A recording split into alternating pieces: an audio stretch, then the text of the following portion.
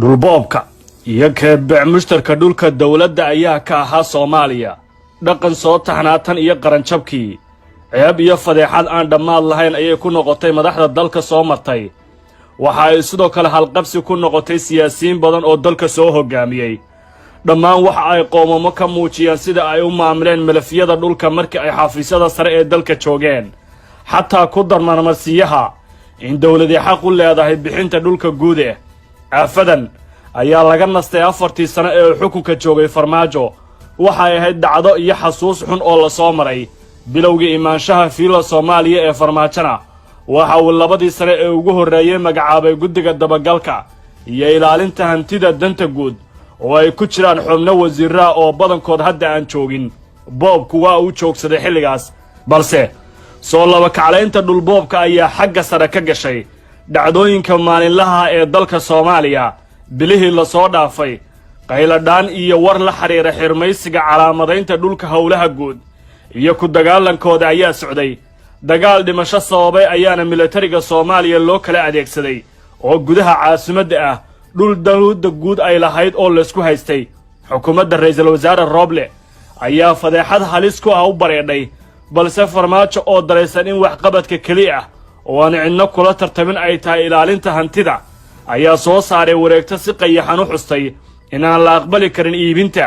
hibaynta iyo kareynta dhulka dawladda muddada kala guurka waxaana loo qaatay kolkii wareegtada la arkay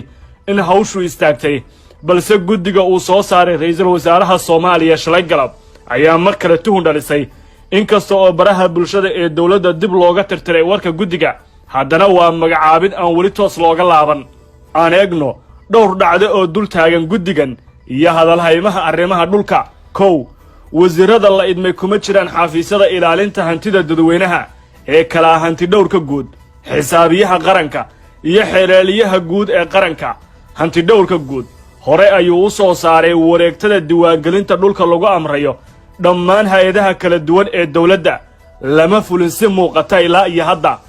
laba waxa gabi ahaanba awoodaha iyo doorkiisaba laga saaray meesha maamulka gobolka Banaadir oo halka dhulku uu ku yaalo waana tilmaam bixinaysa ishayn xoogan oo dhanka Rooble iyo Cumar Filisha saddex waxa safka hore soo galay wasiirada laba oo haatan hanti dadweyne gacanta ku haya kuwa kala hunguriyay waana meesha qayladhaanta xoogan keentay wasiiradaas oo lagu tiriyay inay yihiin garabka ra'iisul wasaaraha iskaashatada isbitaalada kooxda maamusha isbitaalada Yardamiili ahna qandaraaslayaal kana mida saaxiibada ra'iisul wasaaraha waxa ay tan iyo xukuumadii madaxweyne Xasan Sheekh lagu hadalhayay boobka iyo bilaqaysiga hantida dhulka qayb ka mid ah xilligan oo kale waqtigii ololaha doorasho 2016 ayay kooxdu qorshaysay la wareegisa isbitaallo muhiim ah oo ku yaalay caasimadda Soomaaliya oo ay xilligaasi qaateen laguna dhisay deeq lagu helay magaca Soomaaliya maxaa qorshaysan hadda kooxda iskaashatada isbitaalada iyo mashaariicda oo ay hormuud u yihiin gudoomiye ku-xigeenka koowaad ee baarlamaanka Mudday iyo ra'iisul wasaare Roble waxa ay doonayaan inay qaadaan 3 tallaabo oo kala ah in meesha laga saaro xafiiska hanti dhowrka guud lana keeno shakhsi la fikir ah kooxda labo in guddigan magacaaban ay la wareegaan faylasha dhammaan dhulka hantida ee ku taala Muqdisho taasoo gobolka Banaadir gacantiisa looga saarayo loogana hortagayo amarka ah in xarumaha isbitaaladan oo maamulka gobolka Banaadir ay hore u soo saareen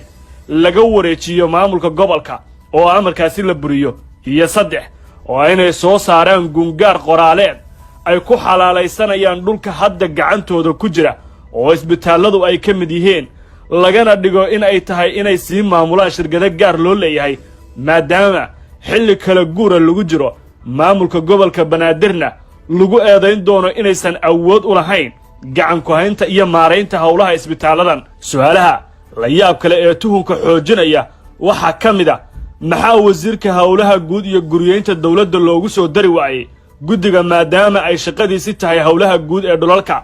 maxaa looga booday in guddigan ay ka mid noqdaan hanti dhowrka guud ee qaranka iyo hay'adaha la dagaalanka musuqmaasuqa maxaa qoraalka magacaabista guddiga looga saaray baraha bulshada ee ra'iisul wasaaraha iyo kan xafiiska ra'iisul wasaaraha kadib markii si carale ay uga aragti dhiibteen kumanaan qof